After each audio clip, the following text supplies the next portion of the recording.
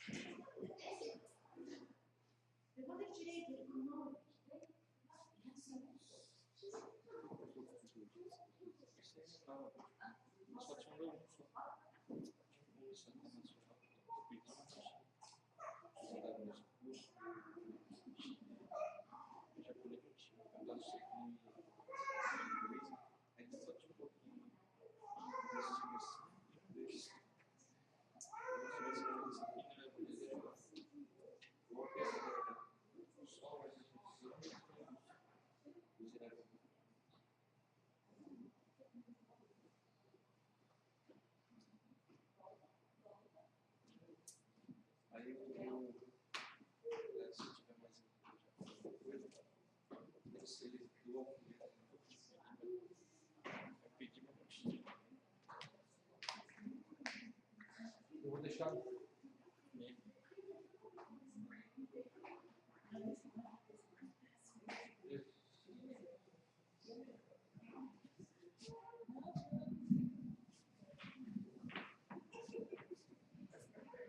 Pai do Senhor, irmãos. Pai do Senhor, irmãos.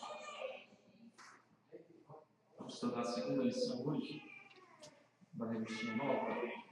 Alguns irmãos não têm revista, ainda tem duas revistas aqui. Se alguém precisar, tem duas aqui.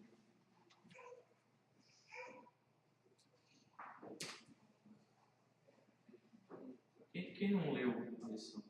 Quem não leu? Cara.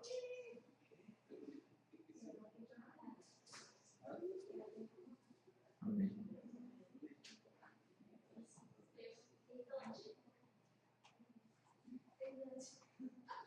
Alguém precisa da revista? Não? Todos têm? Amém. Vamos fazer uma oração, irmãos? Todos ficarem perto. Vamos pedir que o Senhor nos abençoe. Me abre o nosso entendimento, em nome de Jesus. Aleluia. Senhor Deus, nós te glorificamos, Senhor, te agradecemos por este dia, por esta oportunidade. Pedimos, ó Deus, que o Senhor venha nos abençoar nesta hora, Pai. Ó Deus, nos purifique, nos perdoe, Senhor, nos limpe. Ó Deus, de todo e qualquer falo, contaminação, pecado, Senhor, transgressão. Ó Deus, que tenha, ó Deus, manchado a nossa vida de alguma forma, Senhor, que possa nos afastar da tua presença e distanciar o Senhor de nós. Deus, limpa agora sobre o poder do sangue de Jesus, Pai. Nos ajude, Senhor. Nos dê, Senhor, a cada dia fome e sede da Tua palavra. Desejo, meu Deus, de verdadeiramente aprender, guardar, praticar, ensinar, Senhor, esta palavra a muitas pessoas, Pai amado, em nome do Senhor Jesus, ó Deus, principalmente a nossa família, a nossa casa, Senhor, para a glória do Teu santo nome.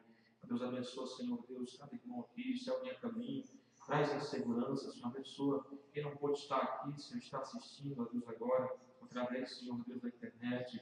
Toma nas tuas mãos cada vida, que possamos aprender um pouco mais hoje. Abençoa o pastor Ricardo com as crianças e jovens lá embaixo também, que ele possa, Senhor Deus, ó Deus, lançar a tua palavra com semente em seus corações, que eles entendam, aprendam, que te manifeste também, Senhor, para estas vidas, Pai, porque eles são carentes de ti também. Em nome de Jesus, nós repreendemos todo o mal e já te agradecemos, Senhor, por esta oportunidade de estar aqui, Senhor amado, em nome de Jesus. Amém. Graças a Deus. Amém. Vamos para o nosso lugar, abrindo a lição número 2, valores indispensáveis. Valores indispensáveis.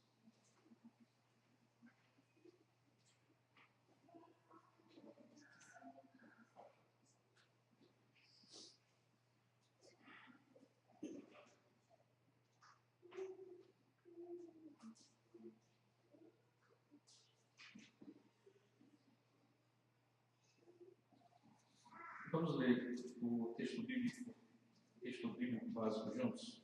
Em Romanos 3 e Hebreus capítulo 10.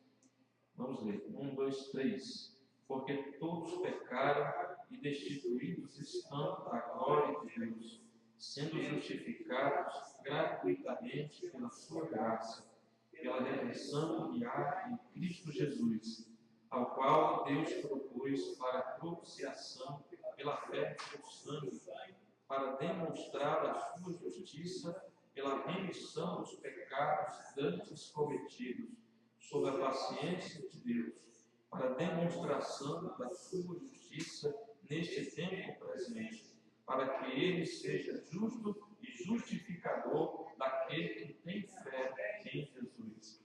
Tendo, pois, irmãos, ousadia para entrar no santuário, pelo sangue de Jesus, pelo novo e vivo caminho que ele nos consagrou pelo véu, isto é, pela sua carne, e tendo um grande sacerdote sobre a casa de Deus, cheguemos-nos com verdadeiro coração e inteira certeza de fé, tendo o coração purificado da má consciência e o corpo lavado com água limpa, e retenhamos firmes a confissão da nossa esperança, porque fiel é o que prometeu.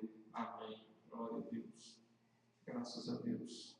Então, aqui, nesses dois textos, falam sobre alguns valores indispensáveis. Em outros textos mais, no subsídio do estudo da semana e alguns outros no comentário da revista. Na primeira lição, irmãos, o principal alerta, a lição foi sobre alguns alertas importantes para a igreja hoje. Alertas dados por Jesus. Nessa primeira lição, o principal alerta que foi dado por Jesus à igreja é que Jesus é o fundamento da igreja, a base, o alicerce, né? E que nada pode substituir Jesus como alicerce, como a base da igreja. Isso aí é o principal alerta que foi dado por Jesus à igreja na lição número 1. Ele é o fundamento, ele é o alerta, não é profeta, não é pastor, não é bispo, não é apóstolo, não é sistema religioso, não é a religião evangélica, não é a igreja evangélica, a denominação que a gente frequenta, é Jesus Cristo. Não é? Tudo isso é importante, é o profeta, o pastor, o apóstolo, o sistema religioso, a denominação, mas o fundamento é Jesus Cristo. Né? Tudo isso está sobre esse fundamento. Nessa segunda lição aqui, nós vamos estudar sobre alguns valores indispensáveis que vêm através de Cristo e que nunca devem ser esquecidos também. Sempre tem que ser valorizados, sempre nós devemos estar nos valendo dessas coisas, buscando essas coisas que nós vamos ver aqui, que são muito importantes para o cristão, para o nosso dia a dia. Né? E nós devemos viver na simplicidade dessas coisas, ao mesmo tempo que são simples no sentido de serem repetitivas. Né? Você vai ver que na Bíblia, principalmente no Novo Testamento, em relação ao crente hoje, aquele que está em Cristo, são coisas que vão se repetir sempre. são os princípios, as coisas principais, as coisas básicas da nossa fé e da nossa vida cristã, do dia a dia com Deus. Tem muito modismo, muita inovação, tem muita invenção. Nós devemos descartar essas coisas aí e viver na simplicidade do Evangelho, na simplicidade dessas coisas básicas para a nossa vida, que ao mesmo tempo são complexas, né? São difíceis muitas vezes, mas com a ajuda de Deus, com a ajuda de Jesus, com a ajuda do Espírito Santo, nós podemos conseguir viver nesse padrão aqui. O texto áureo diz assim: porque nos tornamos participantes de Cristo, se retivermos firmemente o princípio da nossa confissão até ao fim. Né? Então ele coloca uma condição aí: nos tornaremos participantes de Cristo se retivermos firmemente o princípio da nossa confiança até o fim. Né? Tem que reter firme, mas tem que reter até o fim. Não adianta só no tempo, depois desistir, desanimar. Tem que ser até o fim. Hebreus 3:14. Assim só nos tornaremos participantes da vitória de Cristo, do reino de Cristo, da glória de Cristo.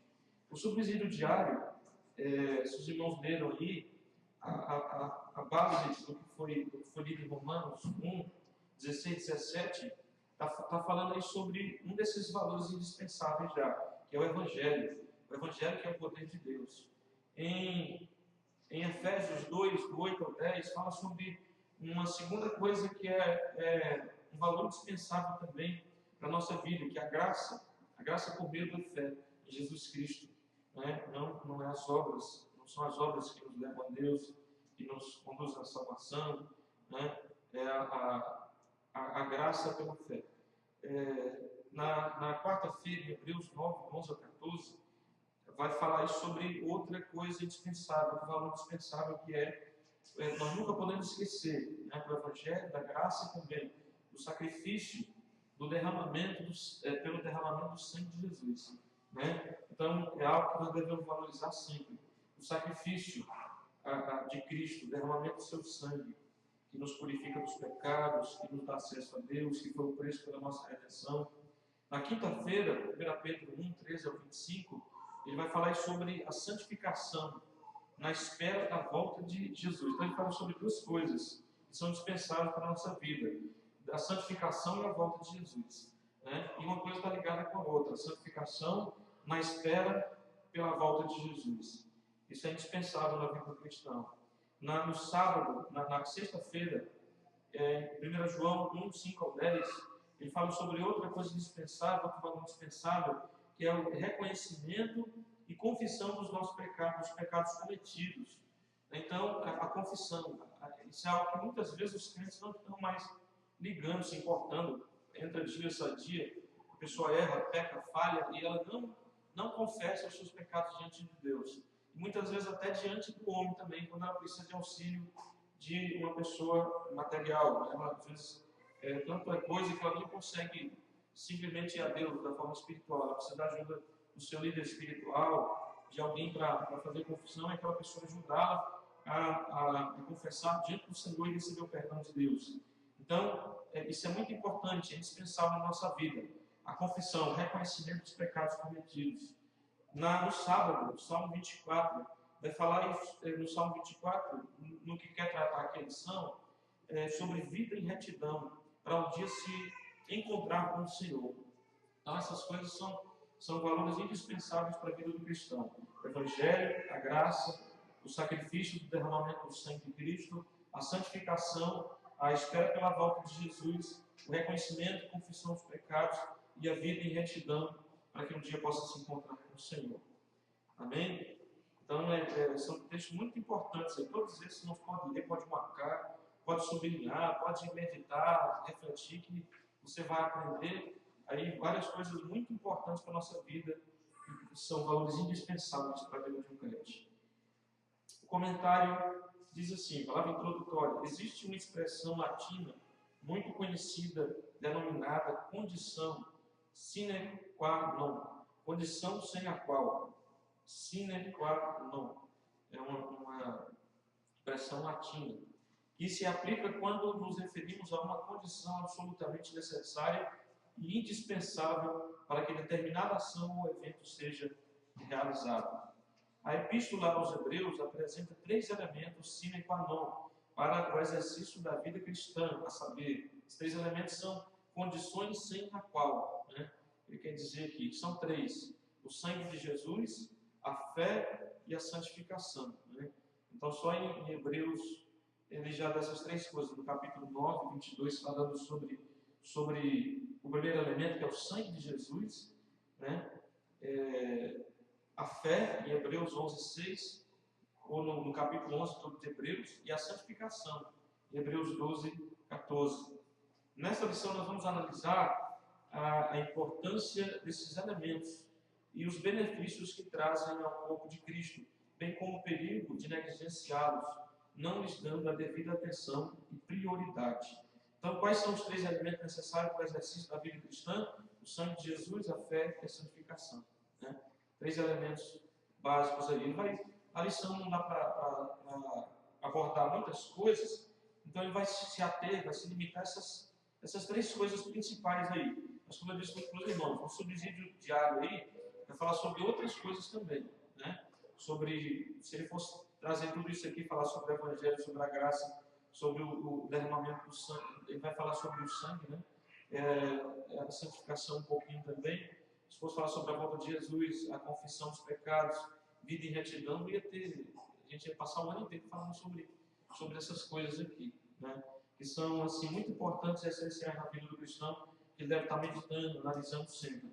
Tem gente por aí que está pregando muita coisa que não tem sentido, não tem muita utilidade mesmo para os crentes hoje, né? É uma coisa assim mirabolante, uma coisa assim que a pessoa fica de boca aberta assim, tentando entender, mas não entende, né? Não consegue. Porque é uma pregação assim meio muito elaborada, muito difícil, né?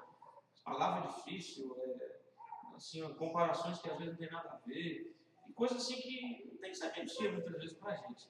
A gente ouve, às vezes, 2 horas de mensagem, às vezes você não tira 5 minutos de proveito para a sua vida prática, né? Por isso que eu gosto muito de assistir.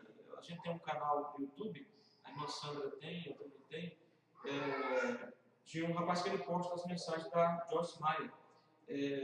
Eu gosto muito das mensagens dela, são coisas bem práticas, né? Ela tem o seu jeito, a sua maneira de ser, mas assim, se você parar para prestar atenção no que ela fala, são coisas práticas, do dia a dia. Ela só prega realmente coisas do dia a dia, na vida das pessoas, caráter, personalidade, coisa certa, não é coisa errada, né?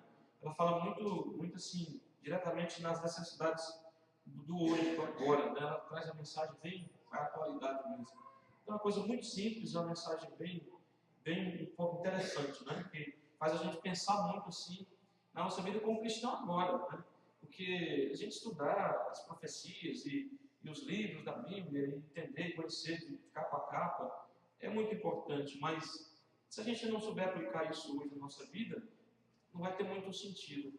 Então ela é bem simples, assim, bem resumida, e ela abre o entendimento assim, na pessoa para aplicar os conceitos da palavra de Deus não agora, na nossa vida, né? Você sente ali falando realmente para você e vai abrindo um entendimento mais assim em relação a coisas necessárias para o nosso dia a dia, hoje como cristãos práticos, né? Então esse é o primeiro valor de pensar no que não podemos esquecer. E sem o sangue de Jesus é impossível obter perdão. Está em verde primeiro.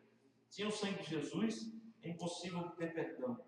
São notórios os fatos que levaram Martinho Lutero, um padre católico romano nascido na Alemanha, a romper com o papado, anunciando suas famosas 95 teses, o que deu origem à Reforma Protestante.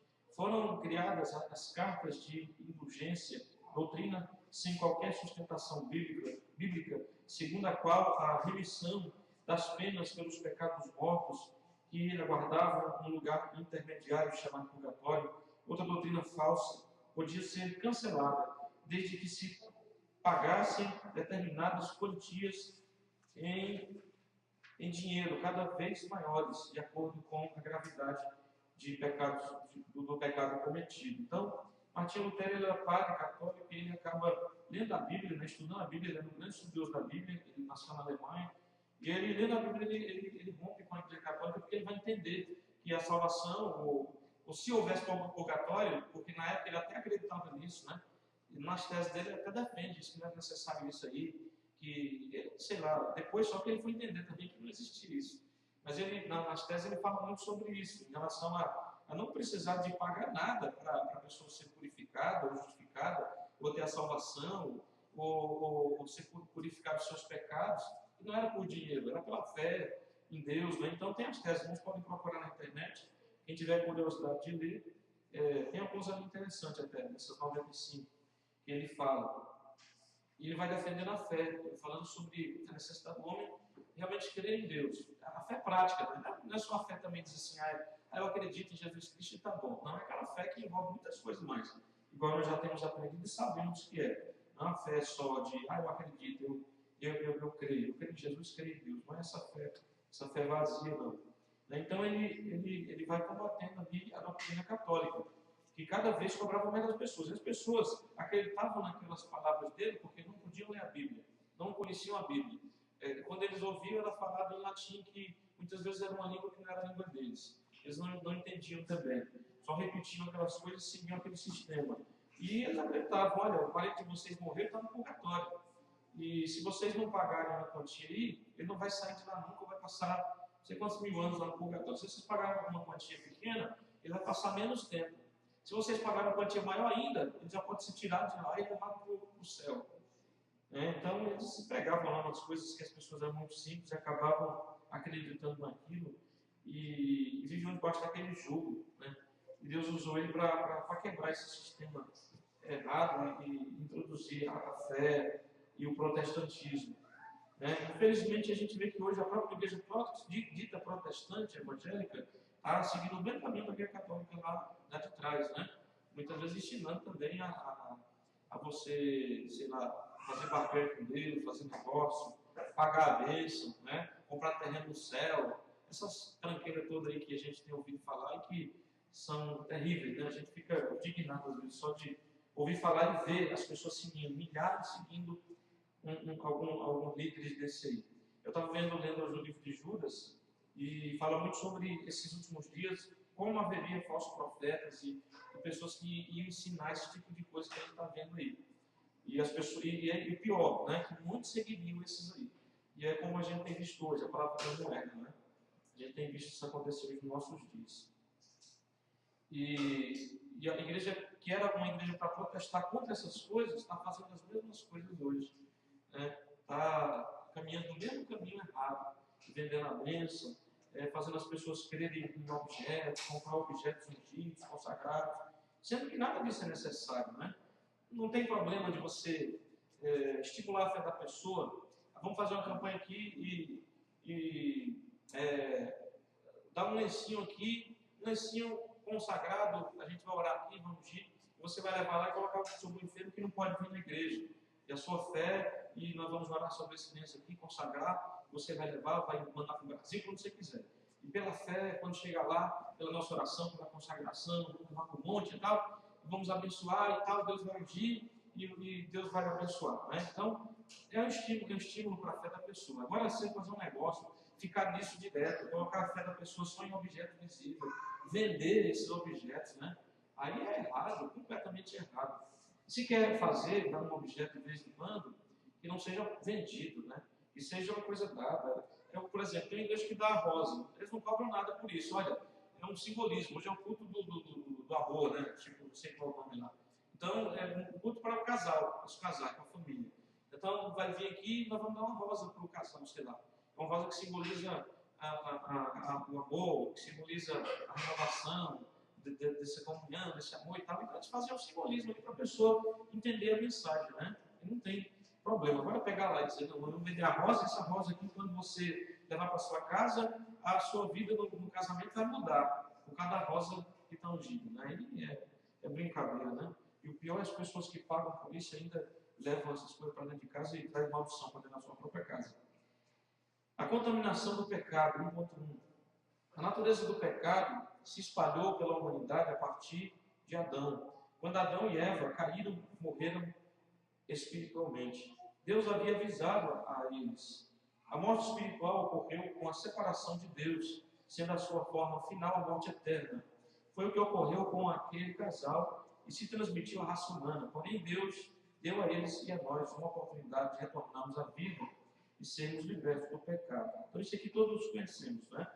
Em relação a como o pecado veio, a como ele contaminou a todos, através de Adão e Eva, eles perderam a comunhão e isso veio para nós. Primeiramente, veio a morte que foi a morte espiritual, a separação de Deus. Depois veio a morte física e depois a morte eterna, no caso deles não estarem de bem com Deus. Eu creio que no caso deles não foi isso, né? Eles morreram, mas eles tiveram a sua salvação, voltaram para Deus, Adão e Eva, por mais que tenham errado. O sangue no Antigo Testamento. Deus providenciou meios para que o homem restabelecesse a comunhão com ele. Antes da lei, os patriarcas e os homens que buscavam a Deus aprenderam a sacrificar animais e holocaustos, apresentando o sangue a Deus para a expiação dos seus pecados. Através da lei, Deus estabeleceu o holocausto para fazer expiação pela pessoa que havia pecado e transgredido a lei de Deus, sacrifícios chamados pacíficos, que eram apresentados ao sacerdote.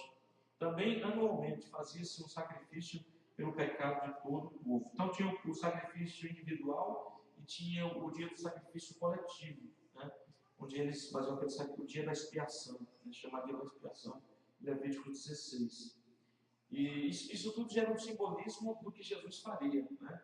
No caso aqui, é um simbolismo real, válido, legítimo. O simbolismo do cordeiro, né? Que era morto, que era sacrificado, o sangue era derramado em lugar daquela pessoa que deveria pagar pelo seu pecado. Mas aquilo era algo assim, era passageiro, não era duradouro, não era voluntário, né? Como foi o sacrifício de Jesus. Aí veio o sangue na nova aliança. Para completar a sua obra de redenção, Deus enviou o Espírito Santo que concebeu no útero de uma virgem chamada Maria, uma criança santa e sem pecado. Qual é o nome dele?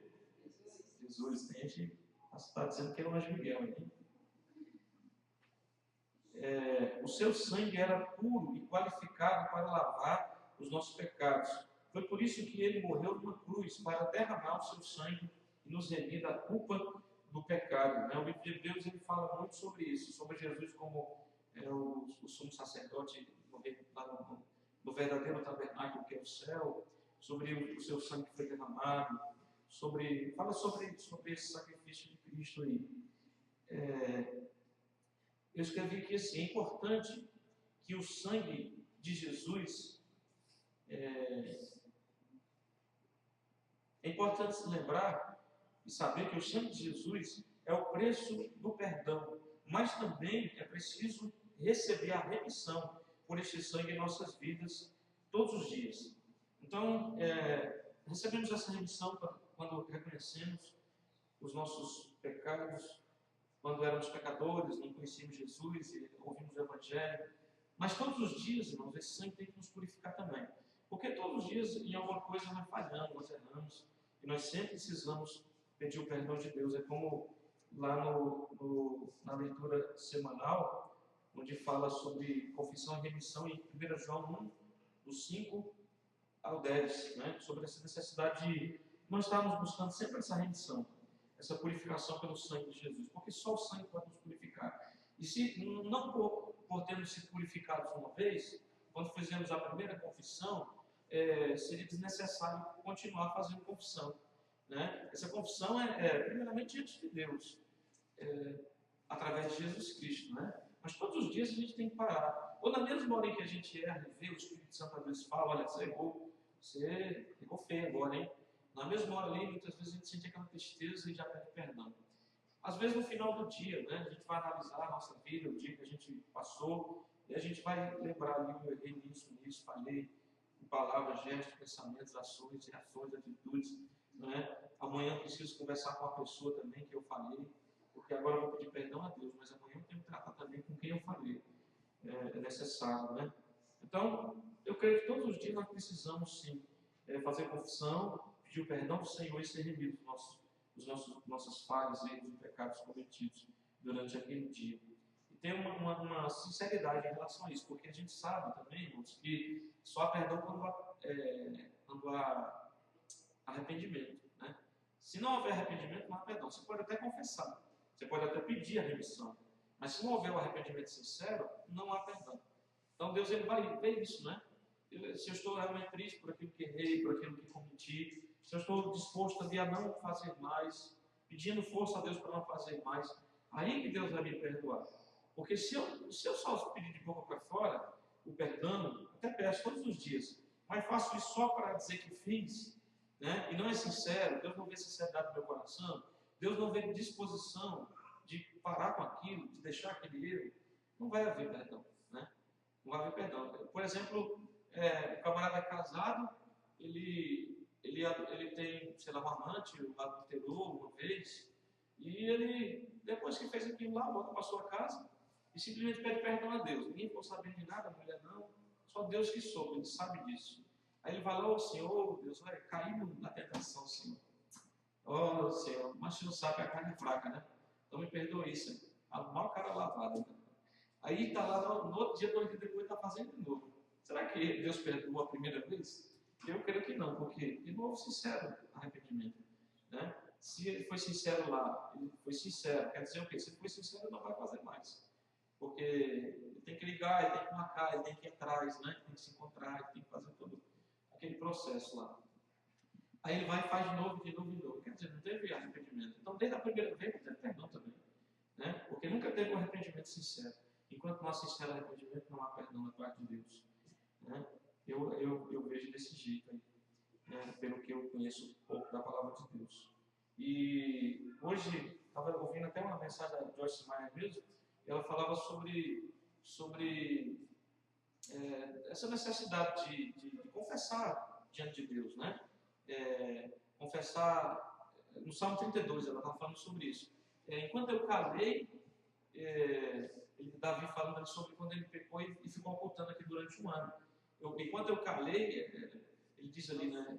Bom, meus ossos secaram, ele ficou em angústia, ele era uma pessoa seca, ele que sempre foi alegre, adorador de Deus, poeta, né? Sempre estava compondo e tal. Ele ficou triste, amargurado, né? Ele estava ali com a mulher que ele queria, a mulher estava para dar à luz ao filho que era dele, ele assumiu tudo. Aparentemente resolveu o problema, né? Quando lá ninguém estava sabendo que ele tinha mandado matar o marido da mulher e tudo mais. Aparentemente estava tudo bem, então uma mulher para ele e tal. Mas ele não tinha prazer, não tinha mais alegria, estava seco, estava vazio. Ele sentia como se os ossos dele estivessem secos, ele tinha mais alegria. E ele falou que isso aconteceu enquanto ele se calou, né? E aí ele vai e faz confissão diante de Deus ali. E aí ele sente o perdão de Deus, ele se sente perdoado. Mas isso foi necessário Deus usar o profeta, Deus abusou dele, né? Aí ele caiu em si, fez aquela confissão de tudo. Se arrependeu sinceramente. E ela estava falando sobre isso, né? Deus, será que Deus não conhece o nosso pecado? Será que Deus não sabe o nosso erro? E é necessário que a gente venha falar para Ele o que nós fizemos de errado, para que Ele, mesmo, você fez isso, olha, mas ainda bem que você reconheceu e está pedindo perdão, então eu vou te perdoar agora. Ela estava dizendo sobre isso. Não é isso. O que acontece é que Deus ele quer um sincero reconhecimento nosso, né?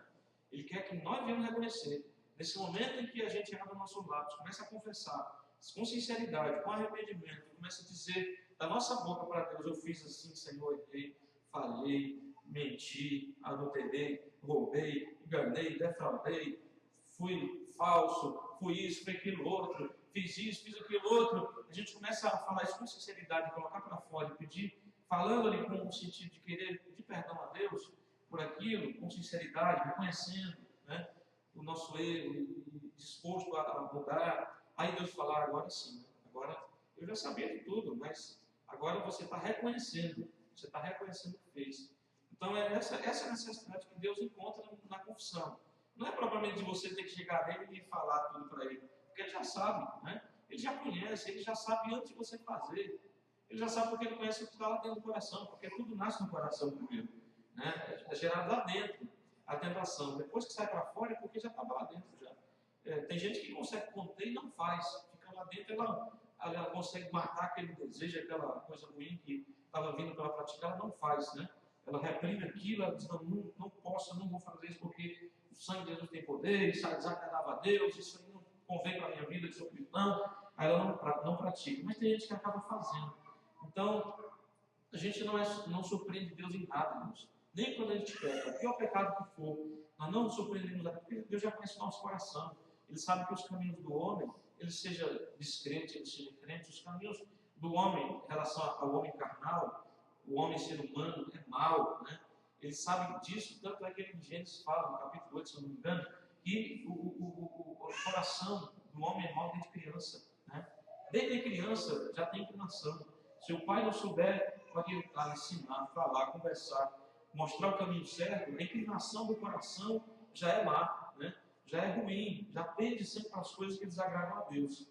Então, Deus quer, irmãos, não quer que você fale para que ele fique sabendo, ele quer reconhecimento, né? Quando Deus quer confissão da nossa parte, para que ele possa remir os nossos pecados, ele quer reconhecimento. Eu pequei, igual o filho pródigo, ele caiu em si, igual leu o Diácono Paulo outro dia aqui, ele caiu em si, né? Aquele momento em que ele estava naquela pior situação, aí que ele veio dizer que eu sou um tolo mesmo, eu sou um tonto mesmo, eu estava vivendo tão bem, eu estava em paz, vivia lá com meu pai, com meu irmão, com minha família, um lugar bom, agradável, trabalho leve, né? E eu sou se fosse dizer, eu sou um bobo mesmo, eu sou um besta mesmo.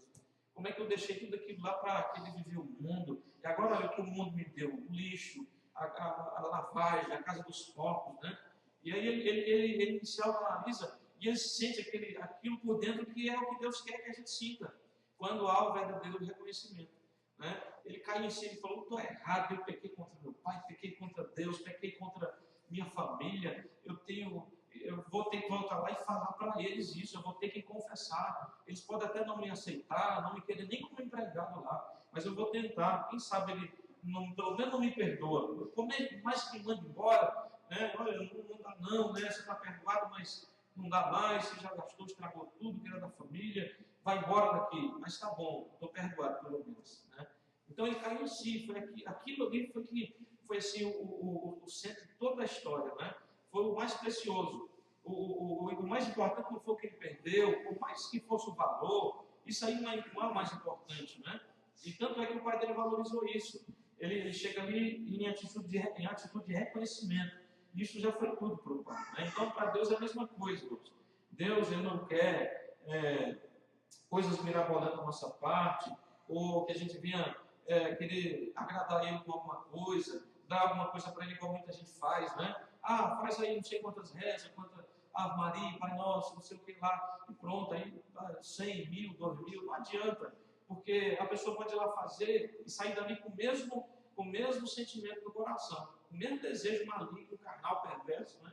Com as mesmas atitudes, e não vai adiantar nada. Então Deus quer isso, é reconhecimento e a atitude de dizer, não, isso não é bom para a minha vida, eu aprendi a lição, eu não quero fazer mais, isso prejudica, isso afasta de Deus, isso entristece o Espírito Santo, isso entristece as pessoas que estão ao meu redor, eu não vou mais fazer isso, né? Então Deus quer, irmãos, que pelo menos isso de bom seja gerado no coração do homem quando ele erra, porque até o pecado pode produzir alguma coisa boa em nós, né? Quando nós erramos e depois existe esse reconhecimento aí vem um quebrantamento, você se humilha diante de Deus, você se humilha diante de quem você errou, você reconhece ali e você fala, poxa vida, eu aprendi, né? Aprendi bem a lição, não quero mais que aconteça isso aí, porque as consequências são graves.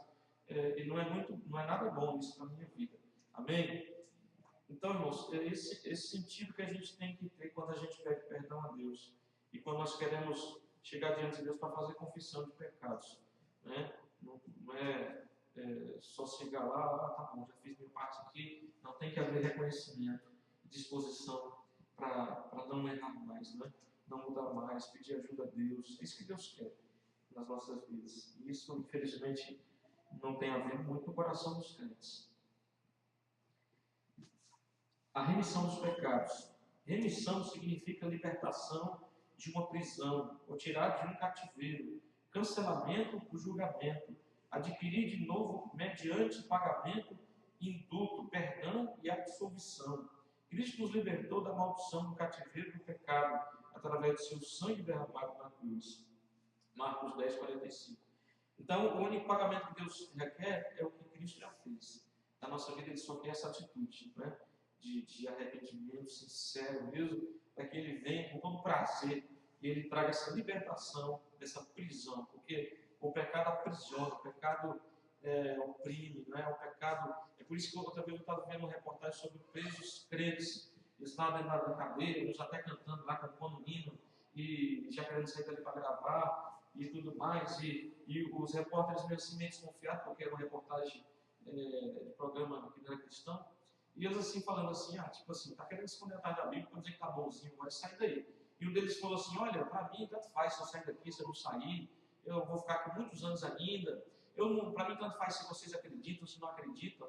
O que importa é que para mim, eu agora entendo que a pior prisão da minha vida era a prisão do pecado, né? Porque tem gente lá fora que está solto, que não está aqui dentro dessa cadeira e está preso, está no cativeiro, porque está na prisão das algemas do diabo, do pecado, né? E hoje eu posso estar aqui preso, mas no meu interior Jesus me libertou, Jesus quebrou as cadeias, eu sou livre, aqui dentro eu sou livre, né? Eu sou livre agora porque Jesus me purificou, me perdoou, eu sou nova criatura em Cristo Jesus. Não interessa se as pessoas acreditam ou não, se achar que eu estou me escondendo atrás de religião, para mim não importa.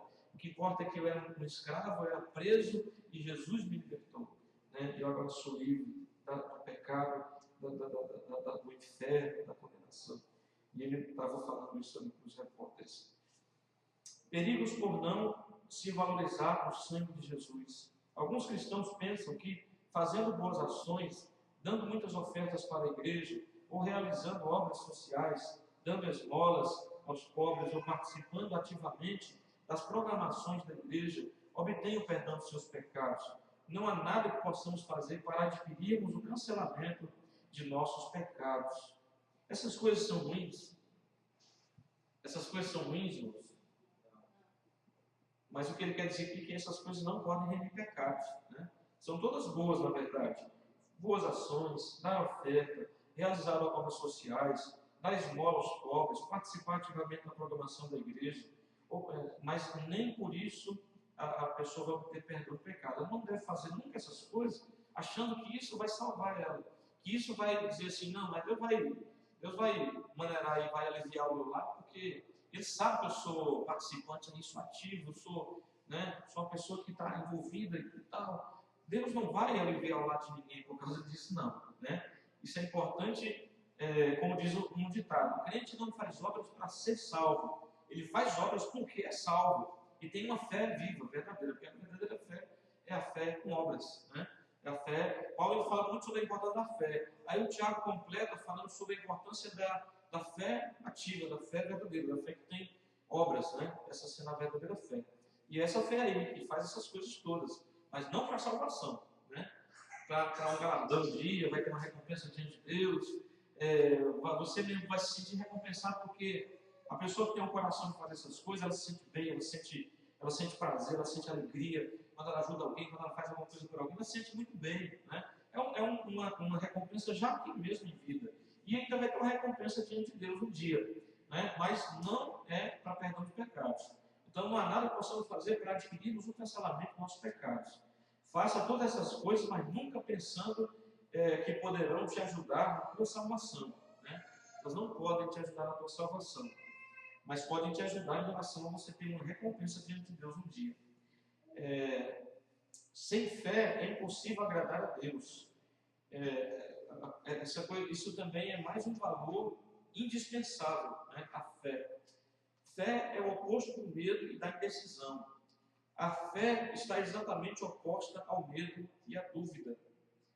Isto é, trata-se de uma certeza, uma confiança inabalável sobre alguma coisa que você ainda não recebeu, mas não tem dúvida de que receberá ou acontecerá. Também uma prova, uma evidência daquilo que ainda não vemos, porém temos certeza de que possuiremos, né? Então, como ele disse lá no textual, nos tornamos participantes de Cristo se retivermos o princípio da nossa confiança até o fim. Então, para você receber as bênçãos do Senhor pela fé, você tem que ser uma pessoa realmente envolvida com Cristo, né? Você tem que estar sendo participante de Cristo em relação a tudo, para que a sua fé produza milagres, produza bênçãos, produza provisão, produza tudo que você precisa em relação à fé que você usa, né? Então tem que caminhar em relação a outras coisas também com Jesus. Assim você vai ver acontecer.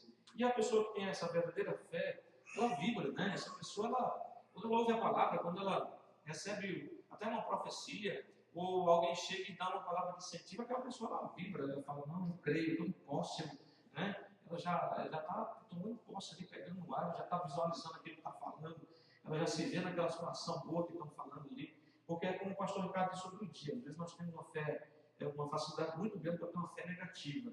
Às vezes a criança tossiu, a gente já pensa, eita, amanhã tem que internar, sei lá, porque já disseram que está vindo um surto de doença, a gente já tem, parece que é automático, né? A gente já até visualiza mesmo a gente no hospital e com a criança lá ruim e internando ela. A gente já começa a visualizar, não, porque o ano passado foi desse jeito. Então, parece que é uma coisa assim que acompanha o ser humano mesmo. É uma coisa que é natural. Então, nós temos que reverter isso. Ter essa fé para o lado positivo agora. Quando alguém falar uma coisa boa, profetizar, a gente vê na palavra, nós já não vemos naquela situação. Né? Ó, Deus vai salvar o teu marido. Então, pela fé, você já vê o marido do lado. Né? De gravatinha, bonito ali, louvando a Deus. Ele é uma tranqueira lá fora, é perdido. Aí você já, pela fé, você já sente alegria, você já vibra com aquela palavra que foi lançada e já toma posse daquela palavra e já visualiza aquela vitória. Né? Então, essa é a fé que Deus se agrada, uma fé que vibra, uma fé que confia, né? Uma fé que nem sequer questiona.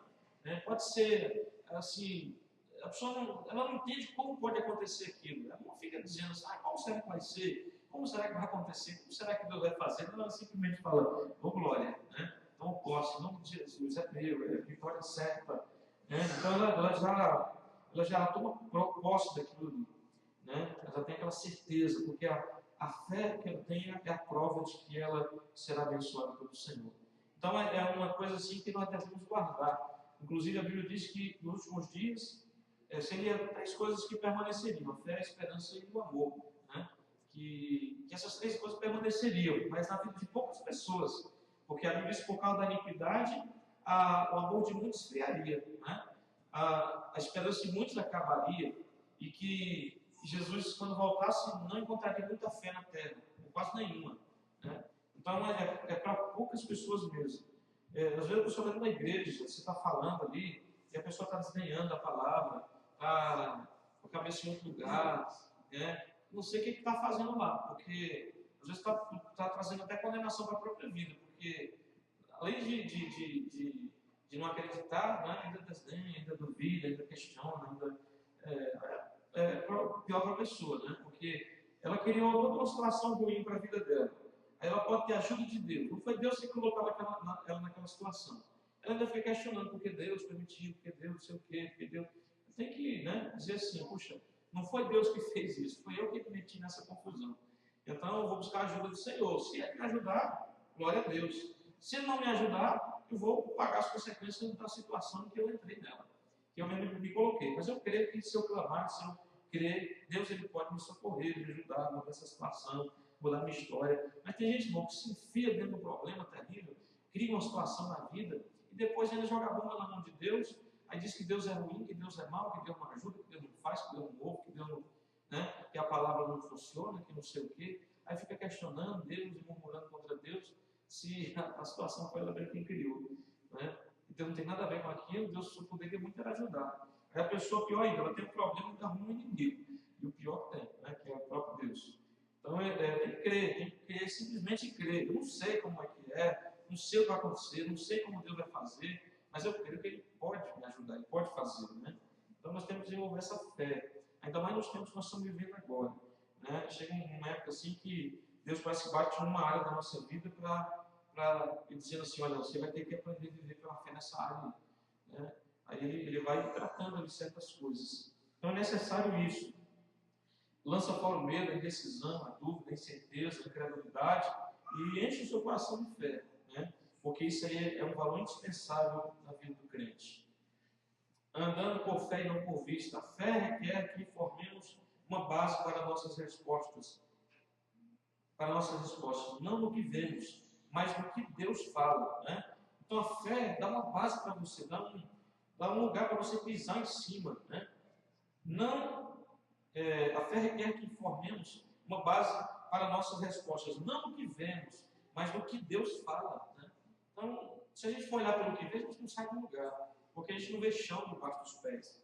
A fé no Senhor, no que Deus fala, no que Deus promete, no que Deus fala muitas vezes diretamente ao nosso coração, ela dá uma base para nós caminhar, para nós continuarmos caminhando aqui na nossa vida. O que a gente consegue ver no mundo natural não é nem a mínima parte daquilo que Deus tem como sua vontade absoluta e autoridade final. Algumas situações que aparentemente parecem impossíveis de serem realizadas são utilizadas por Deus para que tenhamos mais fé nele. Satanás tem uma especialidade, a de se utilizar de aparências.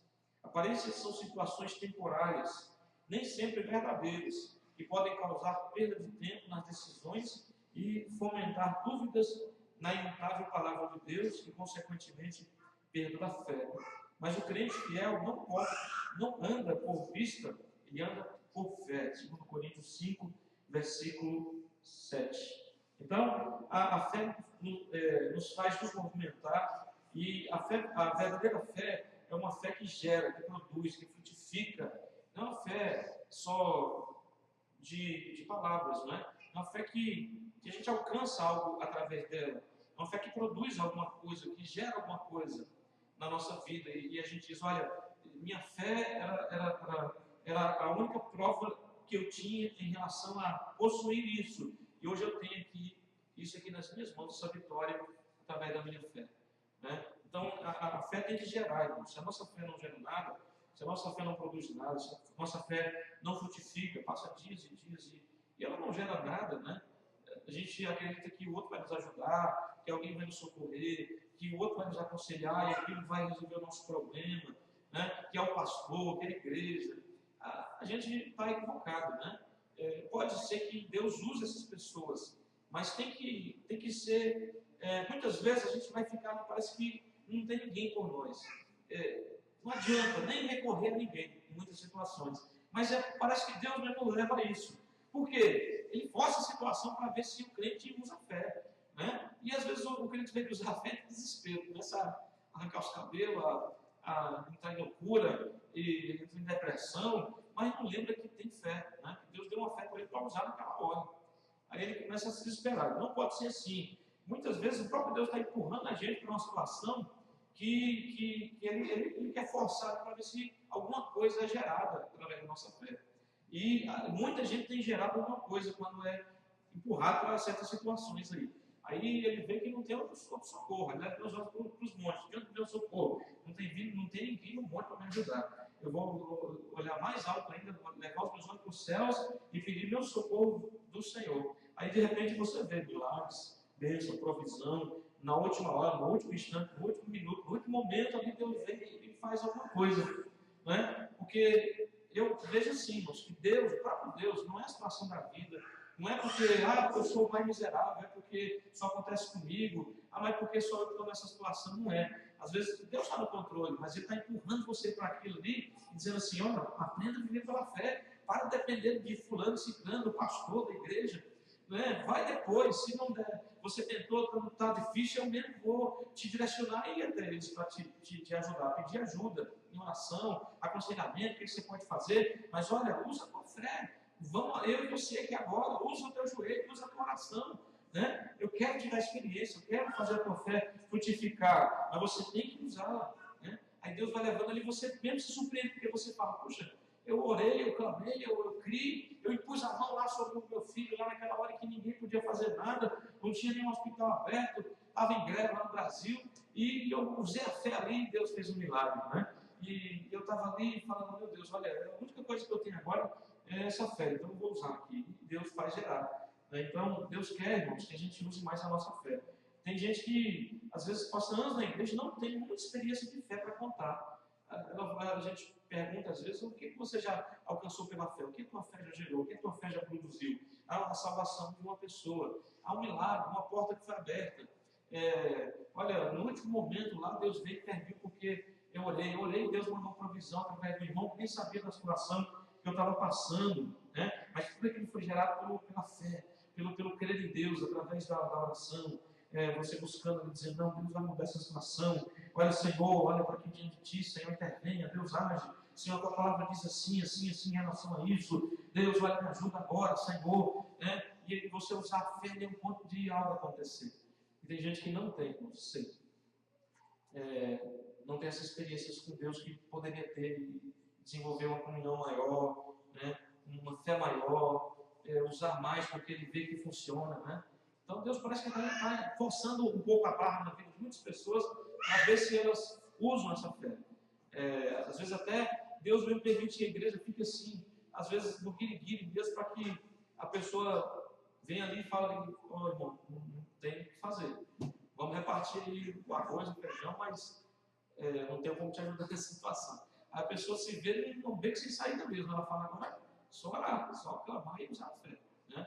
Aí ela é forçada, parece, em algumas situações aí. Então vamos usar a fé, irmãos. Vamos desempenhar nossa fé, colocar nossa fé em ação, gerar coisas pela fé, né? Porque Deus ele quer que isso aconteça.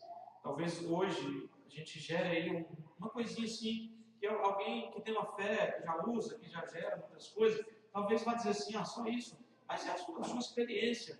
Aquela experiência pequena vai ser útil para você ter uma experiência talvez maior em coisas que vão vir por aí, né? Você vai ter que usar uma fé para algo muito maior às vezes. E às vezes não teve fé para aquele algo pequeno, é muito difícil ter a fé para aquele algo maior. 3.2, 3.3. A vida do justo é uma vida de fé. Deus quer que sejamos homens e mulheres de fé, porque a Bíblia diz que o justo viverá por fé. Hebreus 10:38 e Romanos 1:17. Nossa mente deve estar convicta de que aquele que prometeu é fiel para cumprir todas as suas promessas. 1 Tessalonicenses 5:24. E assim receberemos tudo o que Deus tem para nós. Quando, através da fé, nos apossamos da vitória, então o medo, a indecisão, o fracasso são anulados pelo poder de Deus. Uma fé genuína se volta para Deus porque tem certeza de que para Deus não há coisas impossíveis. Lucas 1:37. Né? Então, eu já vi gente que conhece muito a Bíblia, até, assim, cria em Deus, cria em Cristo, né? Pessoas antigas, pessoas até que ainda acreditavam em imagem, até, sei lá, frequentavam até, às vezes, o espiritismo, mas eram pessoas assim que não tinham conhecimento. Ninguém chegava para ensinar nada também para essas pessoas, mas elas tinham uma fé em Deus, né? Eu já vi muita gente, irmãos, com uma fé sincera e Deus abençoar. Essas pessoas vieram depois a conhecer Jesus, a ter a salvação, né? Mas Deus, naquele momento ali da ignorância, Deus ajudou muito aquelas pessoas. Tem o caso mesmo daquela irmã Helena, aquela senhora que teve câncer, né? Foi para o Brasil. Ela foi no médico quando ela era espírita, né? Mas ela tinha fé no seu coração. E Deus, que já tinha um propósito de salvação na vida dela, honrou a fé dela, né? E ela falou para o médico lá, não, doutor, o médico falou assim, seu pulmão está tomado pelo câncer, você só tem 3, 6 meses de vida, sei lá, e se prepara que você vai morrer. Ela já é uma senhora de uns 60 e poucos anos, e ela falou para o médico mesmo, sem estar indo na igreja, sem ser cristã, sem conhecer a Bíblia. Ela falou, não, doutor, eu não estou com nada disso não, estou boa, eu não vou morrer com coisa nenhuma, e o senhor está equivocado aí. E o médico mostrou a chapa, mostrou os exames, e ela falava, não vou morrer com coisa nenhuma não.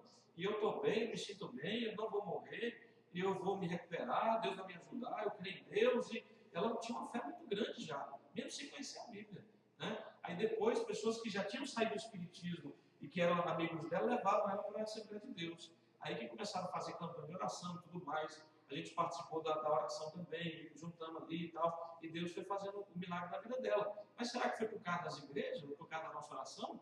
Ela quem teve a fé, né? Depois que ela veio para Jesus, aí que ela creu mais ainda.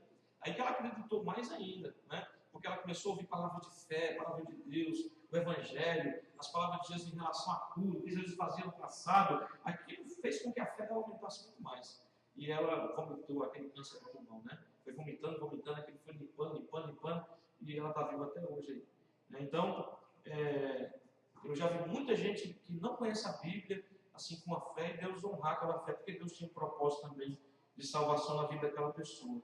E eu já vi também muitos crentes, né, conhecedores da Bíblia, dentro da igreja, anos e anos na igreja, e que não tem fé, não tem quem coloque fé no coração para abençoar, né, dentro da cabeça dele, dentro do coração dele. Parece que quanto mais fala, mais dúvida vem na cabeça dele, mais interrogação.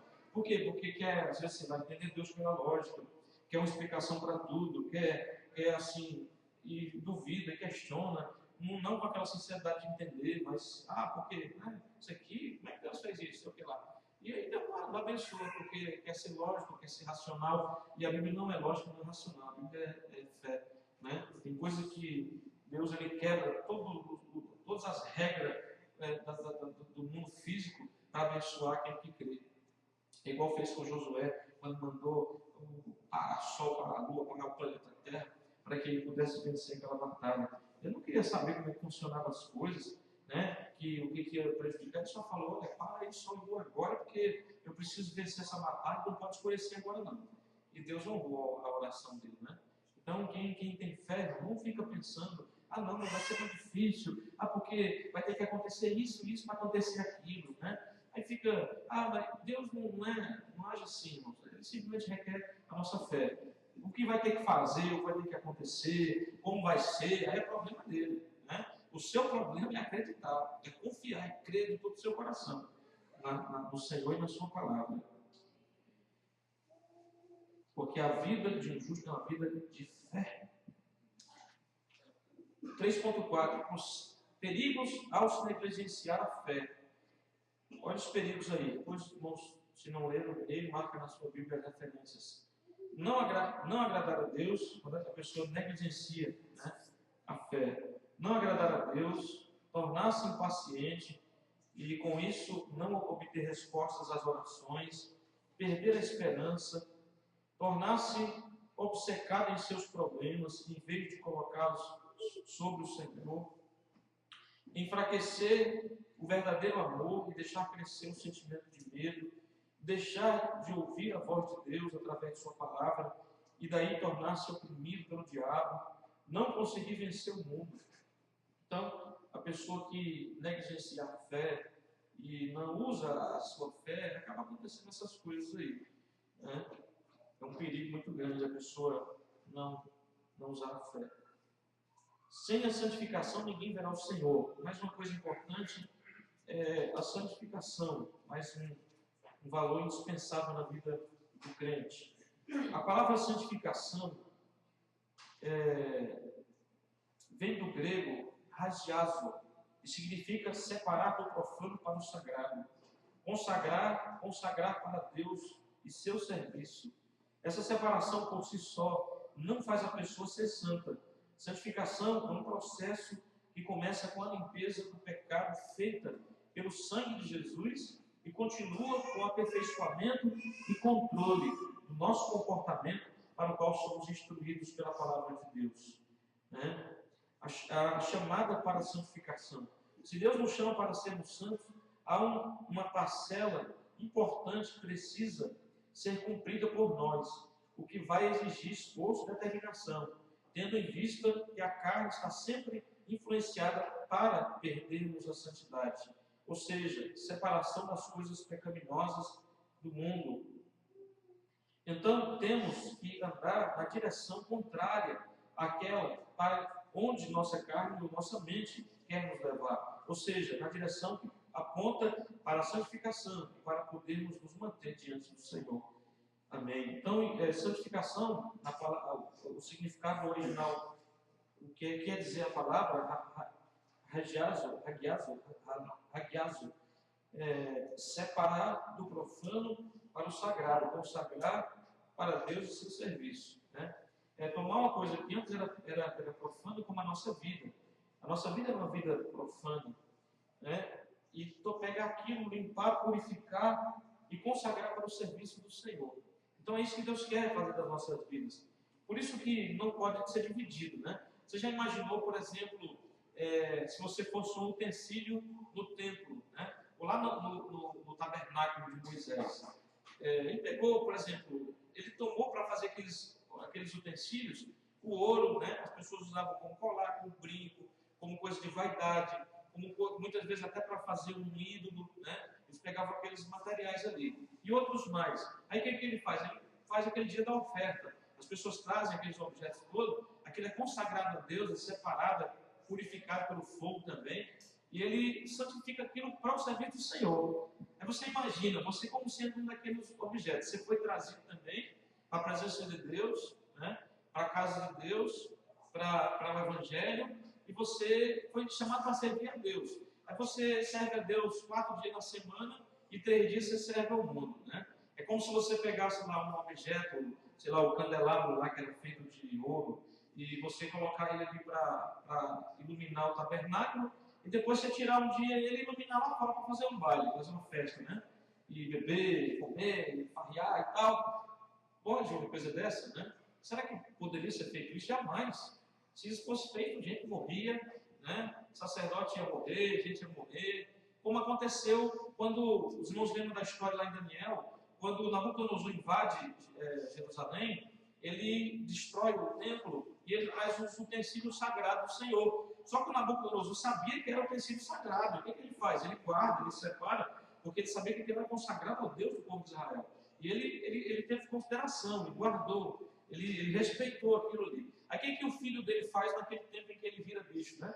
Ele ficou lá igual bicho, o filho dele que assumir, né? O Beltesazar. Aí ele faz uma festa para querer se mostrar diante dos príncipes, dos outros reis, príncipes do Império Babilônico. Ele manda trazer, estava um monte de prostituta, os homens lá se divertindo, e ele manda trazer os utensílios sagrados, copos de prata, de ouro, que eram da casa do Senhor, do Deus de Israel, para beber neles, né? Sei lá, para mostrar que era poderoso, que não tinha medo de nada, que fazia mesmo, que era ele quem era o soberano, né? Aí ele manda trazer. Na mesma hora em que eles tomam vinho naqueles copos sagrados, a mão de Deus aparece e começa a escrever na parede. Hoje mesmo vai morrer, camarada. De hoje você não passa. Né? O Daniel veio lá, leu as escrituras, ele interpretou, ele quis ainda honrar o Daniel. Ele falou: não quero nada com você não, você não quer nada contigo.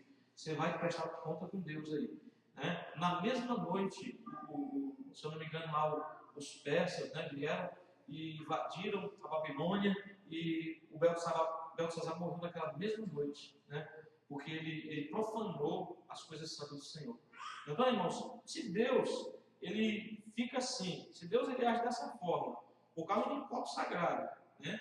Por causa de um objeto sagrado, do templo dele, da casa dele, que foi tirado já, né? Já foi tirado de lá, foi levado para um lugar estranho já, que não era o templo do Senhor, mas pelo menos foi assim, respeitado, né?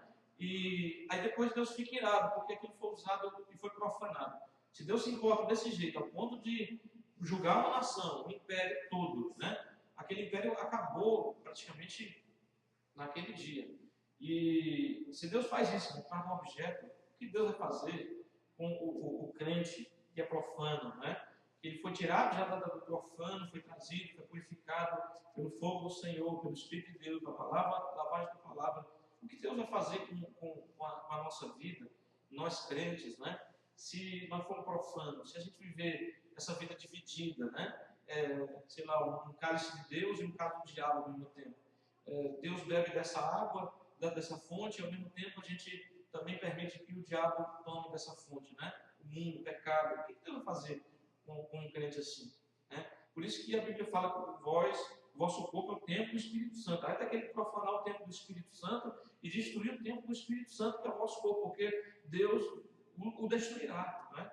Lá em 1 Coríntios 6, 2 Coríntios 6, fala sobre isso aí. Que Deus ele vai cobrar muito caro também de quem profanar esse corpo, que é o templo do Espírito, através da vaidade, da sensualidade, através das imundícias, das contaminações, através do que entra pela nossa visão, pela nossa audição, através do que sai da nossa boca pela língua, o que a gente sente no nosso coração, né? As ações que a gente faz com as nossas mãos, os nossos pés, que, como a Bíblia diz, às vezes se apressam para derramar o sangue do outro, né? Para prejudicar alguém, sei lá, de alguma maneira, a gente vai de um lugar no outro, né? E, sei lá, prejudica alguém. Então, a pessoa que foi tirada do profano para ser sagrado, para ser consagrado para o serviço de Deus, o que Deus vai fazer, né, com uma pessoa que é profana na sua vida, na sua consagração, né? E isso fica direto assim. E Deus hoje, como só vai cobrar no final e não faz nada agora, a pessoa acha que pode, que não tem nada a ver, que Deus não leva isso em consideração, que Deus só quer o coração, né? Sendo que a Bíblia fala que Deus ele quer o nosso corpo, alma e espírito conservados e irrepreensíveis para o dia do Senhor, né? Então, o que Deus vai fazer uma pessoa assim, será? Deus, eu creio que ele vai ser muito duro, ele vai ser muito rígido, na verdade. Ele vai cobrar muito caro, porque não pode, a Bíblia fala que não pode se sentar na mesa do Senhor e na mesa dos ídolos, né? Não pode se comer das coisas do Senhor e das coisas do ídolo, do diabo, porque por trás do ídolo ele fala lá, tá os espíritos malignos, né? Então, não se pode ter uma vida dividida, ou uma vida impura, né? Mesmo dentro da casa de Deus, tem gente que não tem não acha que pode, que não tem nada a ver. Aí dentro da casa de Deus vive uma vida profana, uma vida sensual, uma vida vaidosa demais, né? Aquela vaidade ruim, não muda, é orgulhoso, é obstinado, é insensível, né? Duvida da palavra de Deus. Deus vai fazer com uma pessoa assim? Eu acho que Deus vai ser muito rígido com uma pessoa assim, né? A gente tem que pensar nisso aí. Se Deus ele valoriza tanto um objeto consagrado, imagina uma vida consagrada, né? E que ela mesmo decide desconsagrar. Desconsagra na segunda, consagra na terça, né? Desconsagra na quarta, consagra na quinta. Desconsagra na sexta, consagra no sábado e domingo. Ou a minha vida do Senhor, né? Então, a gente tem que pensar nisso nunca viver desse jeito aí, porque tem muita gente vivendo, irmãos, desse jeito, né? Tem muita gente vivendo dessa forma. Uma vida dividida, uma vida que enquanto está no mundo é do mundo, enquanto está na igreja é da igreja, enquanto está na igreja é de Deus, enquanto está no mundo é do diabo. Né? E 1 João capítulo 4 fala sobre isso, capítulo 2 ou capítulo 4, né? Que aqueles que são justos são filhos de Deus. Estava lendo hoje uma palavra importante, interessante. E que tem também os filhos do diabo, né? A gente até comentou aqui outro dia também na palavra.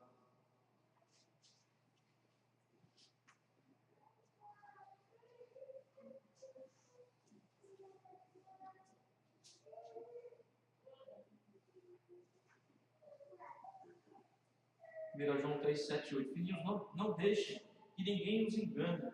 Aquele que pratica a justiça é justo, assim como ele é justo, Jesus. Aquele que pratica o pecado é do diabo, porque o diabo vem pecando desde o princípio. Para isso o Filho de Deus se manifestou, para destruir as obras do diabo. Ele está falando de gente dentro da igreja, né? Que tem gente que é justa como Cristo é justo, né? E que é filho de Deus. E que também tem gente que pratica o pecado e é do diabo, mesmo dentro da igreja, né? Porque está ali, mas vive aquela vida, né? Pecaminosa, do mesmo jeito, não dá atenção para a palavra, não muda, é obstinado, né? Então, infelizmente, existem essas duas classes de pessoas, o joio e o trigo dentro da própria igreja. Isso é temerário, isso é problemático, isso é terrível, né? Para a vida da pessoa, para a igreja também, porque, querendo ou não, é uma brecha, né? A pessoa está ali dentro, então o diabo, às vezes, por as brechas que há na vida dela, ele entra ali também e traz problema, confusão, né? A gente tem que ter muito discernimento e cuidado com essas coisas aí. E cada um em si mesmo cuidar, vigiar, né? Muito cuidado, porque o diabo, é o que a gente tem falado, o diabo está trabalhando aí fervorosamente, ardorosamente, ele está planejando, maquinando, ele está fazendo tudo para tentar derrubar um crente. E esse crente é você. Esse crente sou eu. Então, eu tenho que vigiar muito mais. Se eu vigiava 3 anos atrás, hoje eu tenho que ter uma vigilância maior. E às vezes é o contrário, a gente vigiava mais antes, e aí vai dizendo assim, mas eu não vejo acontecendo nada, né? Parece que esse negócio aí de diabo, isso aí não tem nada a ver. Não sinto, não vejo nada contra mim. Aí ele está planejando ali há 10 anos, né? Aí ele falou, agora ele descuidou, abriu a guarda, ele vem, né? Com os planos dele em relação à minha vida. Então tenho que tomar muito cuidado e vigiar sempre, né? Vigiar até o fim mesmo, que o diabo está trabalhando nisso. 4.1, a chamada para a santidade. Né? Se Deus nos chama para sermos santos, há uma... já foi aqui. 4.2, nosso corpo, santuário do Espírito Santo. Deus nos chamou, nos arrancou com sua potente mão das trevas para a sua maravilhosa luz. Fomos então eleitos para formarmos uma nação espiritualmente diferenciada, separada e com o objetivo de sermos luz e anunciarmos as maravilhas daquele que nos chamou, a fim de que outros também possam compartilhar dessa graça. Mas existe uma condição exigida por Deus, santidade. Quando somos salvos, tornamos-nos morada do Pai, do Filho e do Espírito Santo. João 14, 23. E para tal, nosso corpo precisa ter um ambiente próprio para a divindade, preparado em santidade para a sua morada. É o que está em 1 Coríntios 6, 19. Né? Essa parte que fala que nós não podemos destruir o templo do Espírito Santo. Sacrifícios vivos e santos. De acordo com a lei de Deus, o cordeiro pascual, que era sacrificado na Páscoa, não poderia ter qualquer defeito. Jesus Cristo é nossa Páscoa. Cumpriu essa determinação, pois foi achado puro e sem pecado. Hebreus 9,14. Oferecendo-se em sacrifício eterno e santo por nós. Hebreus 10, 12. Então, Jesus é esse sacrifício vivo que pode nos purificar, pode nos dar santificação, né? Está lá diante de Deus intercedendo por nós, né? Nos dá o seu Espírito Santo, que nos ajuda, nos capacita a viver segundo esse padrão que Ele requer. Né? Então, nós temos toda a possibilidade, né? Tudo está ao nosso favor, na verdade, para nós sermos aquilo que Deus Ele quer que nós sejamos. Porque, como outro versículo diz, os mandamentos do Senhor não são pesados, né? Não são penosos, não são difíceis demais, para que não possamos cumprir. 4.4. Perigos em não se buscar a santidade. Olha os perigos, alguns que ele cita aqui, 5 perigos. Não contemplar a face de Deus, perder a intimidade e o conhecimento de Deus, perder a condição de morada com Deus, visto que Ele é santo e o nosso corpo, que é o seu santuário, tem que ser santo. Terceiro, aceitar o Evangelho como prática, porém negá-lo com o comportamento, não sendo testemunha fidedigna daquele que nos chamou. Quarto, não ser motivo de glorificação a Deus, e sim de escândalo e vergonha. E quinto, entristecer o Espírito Santo e perder as bênçãos inerentes ao Consolador. Então, são alguns dos perigos que podem, as coisas ruins que podem acontecer em não buscar a santidade, que está propícia a nós, que foi oferecida, e o Senhor está ali para nos ajudar a viver dessa forma, através do sacrifício de Cristo Jesus, esse sacrifício vivo e santo. Então, é perigoso. Nós temos que desenvolver essas 3 coisas aí, a cada dia em nossas vidas, né? Lembrar sempre do poder que é o sangue de Jesus, né? Mas também saber que o sangue de Jesus é poderoso para perdoar e não ter essa remissão é a mesma coisa de estar doente, saber que o remédio é bom e não tomar o remédio, né? Então tem que saber que o sangue de Jesus é poderoso para perdoar o nosso pecado, depois receber esse sangue em nossa vida, recebendo a remissão, né? Ter a fé que move o sobrenatural, a fé que agrada a Deus, a fé que faz acontecer o impossível, e também a santificação, sem a qual ninguém verá o Senhor, e que é muito importante na vida agora, para nós podermos usufruir um dia da glória de Deus. Amém? Então ele fala sobre essas 4 coisas aí, tem outras mais, né? Você pode aprender por você mesmo dentro do Evangelho e dos livros do Novo Testamento. Então, os irmãos possam meditar melhor, pôr mais em prática isso na vida. A gente tem falado sempre sobre isso aqui, graças a Deus não é novidade para nós, mas é algo assim a gente está lembrando sempre e buscando praticar mais e melhor na nossa vida a cada dia, a glória de Deus. A conclusão diz: nessa lição abordamos 3 condições insubstituíveis, fundamentais, sem as quais não receberemos as maiores bênçãos da parte de Deus, a saber, o sangue de Jesus, né? E a remissão junto, a fé e a santificação. Não adianta apossar-se de apenas uma delas, né? Tem que ter todas elas, para que você possa ser um cristão muito abençoado, agradável a Deus, e Deus vê que você valoriza o que realmente é dispensável. Amém, irmãos? Através dessas coisas aqui, o Senhor nos dá as outras que são necessárias para o nosso viver no dia a dia. Então, isso aqui que a gente viu é buscar o reino, né? A gente meditar nisso, dar valor a isso, buscar isso para a nossa vida, é buscar o reino e a justiça em primeiro lugar. Né? Deus, Ele vendo a nossa busca ali por agradar a Ele, dar valor nas coisas que Ele valoriza. Aí Deus vai acrescentando as coisas demais na nossa vida, muitas vezes sem a gente pedir, né?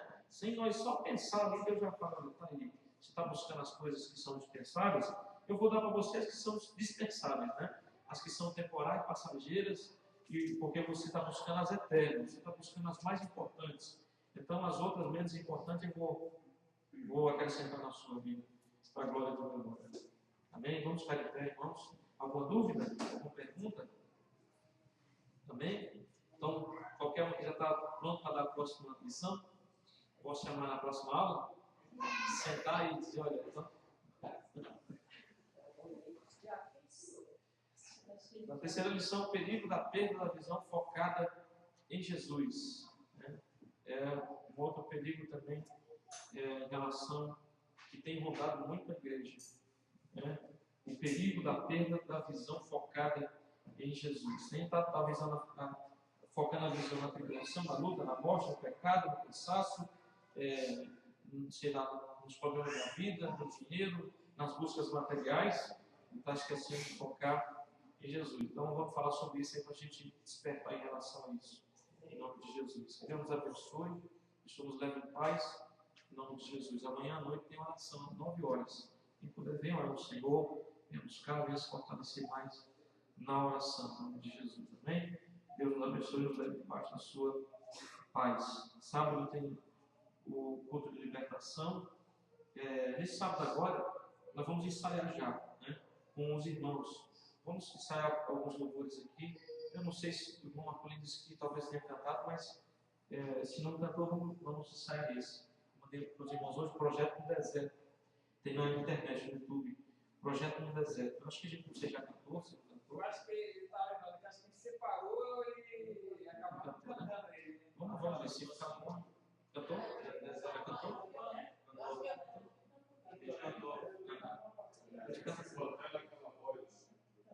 Voa em pleno deserto, a nuvem estava por perto, não tinha fome nem sede, pois Deus estava com ele. A gente canta de novo então esse aqui e o Não Temas, do Nanese Filho.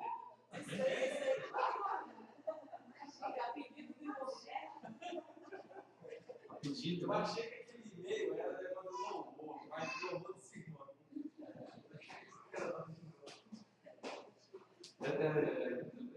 O povo pede, o povo gosta.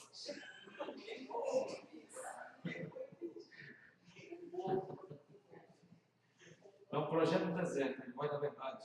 Né? Eu não vou estar no domingo, então vamos ensaiar no sábado já agora, depois do culto. No culto dos irmãos, que vai ser de 18, eu coloquei aqui o irmão Iene para fazer a abertura, o irmão Aguinaldo para dar as oportunidades, e o irmão Rogério para tirar as ofertas, amém? Então o irmão Rogério está aqui, depois uma vez o irmão Aguinaldo. O pastor Ricardo está pregando, e nesse mês, nos domingos, nós vamos estar informados, né? Vamos estar aqui, mas vamos estar nos sábados. E no sábado 17 é a vigília, a partir das 11 horas, né? Estava preparando já, buscando a Deus ali, para vir orar mesmo aqui nesse dia, seja um dia de clamor, de intercessão e de louvor ao Senhor em nome de Jesus, e busca do Espírito Santo também. Amém? Deus abençoe. Vamos em paz para a glória de Deus. Deus abençoe em nome de Jesus. Aleluia. Receba. Vamos orar para agradecer ao Senhor. Senhor, obrigado por esse estudo, Senhor, entregamos nas tuas mãos, nas nossas vidas. Te agradecemos, a Deus, pela sua oportunidade de aprender. Deus, que o Senhor possa falar melhor nos nossos corações. Nos ajude, Senhor, Deus, a cada dia a valorizar o sangue de Jesus, a estar, Senhor, sempre usando a nossa fé, gerando algo, produzindo alguma coisa, experiências com Deus, Senhor, e santificar a nossa vida a cada dia, Pai, para ser morada do Teu Espírito, para ter comunhão contigo, para que Tu possa nos usar mais ainda, Senhor, como uma casa agradável, morada santa do Senhor, que não sejamos, ó Deus, santo e profano, Senhor. Deus, venha nos ouvir dividida, santifica a vida da igreja, Pai. Tira tudo que é profano do nosso meio, tudo que não te agrada, tudo que, ó Deus, te afasta de nós, em nome de Jesus, Pai. Nós oramos, pedimos, leva-nos em paz, em nome do Senhor Jesus. Abençoa, Senhor, demais dias, Senhor, que não, sexta, sábado, domingo, Senhor, entregamos nas tuas mãos desde já. Pai, te peço tomar nas tuas mãos a vida da irmã Luciana, ó Deus, os seus filhos, Senhor, que estão enfermos com gripe, repreende todo o mal, Senhor amado. Pai, glória ao teu santo nome, Senhor, repreende toda toda gripe forte, Senhor, para a glória do teu nome, possa estar na tua casa, Senhor, porque, ó Deus, tu tem contemplado que é o prazer do coração da tua filha, Senhor, que está na tua presença, abençoa. Repreendemos agora todo mal, toda gripe forte, Senhor, que tem abatido vidas nestes dias, repreendido agora pelo poder de Deus, por doenças respiratórias, nos pulmões, na via nasais, Senhor, daquilo que vem te enfraquecer, ó Deus, a imunidade do corpo, em nome de Jesus, que é por terra, derrama unção, Senhor, de fortalecimento, Senhor, sobre cada vida aqui desta igreja, sobre cada criança, homem, mulher, para a glória do teu santo nome, que nos possa, Senhor, já te agradecemos, em nome de Jesus, amém, e graças a Deus, amém, glória a Deus, Deus abençoe o seu irmão, uma parte do Senhor, e diga, dê valor ao que é indispensável, dê mais valor ao que é indispensável.